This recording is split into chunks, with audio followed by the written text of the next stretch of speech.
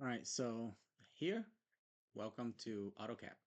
This is the interface, and here are the location for everything that you need. First, start with the command line. This is where you type in what you need.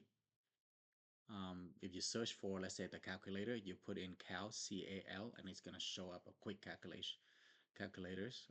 If you want to look for example, you look for circle, you can do CIR, C-R, C-I-R. That circle going to show up.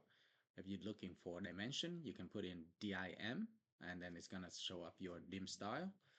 So that's the command line. Here is where your origin are. So this where it is. On the bottom right, you have your status bar. On the top, this are ribbon is the ribbons, and it's had different sections. So you have tools here. You have your control.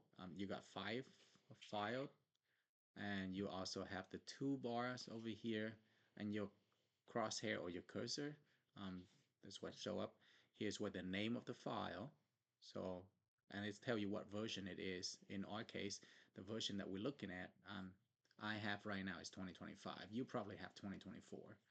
Um, and then here's other short where you can do like a quick access to that you where you can save or undo and do or open folders, open new files. The capital A doing the same, almost like the same thing as have other application in there. So basically that is the interface of AutoCAD. Um, and I'm sure at this point you're wondering how do I get that picture in there. So to do that very quickly, I can tell you how to do it. So let's say I want to take a picture of this and I want to put it inside there. So first I'm going to go ahead and snip. Use my snip tool.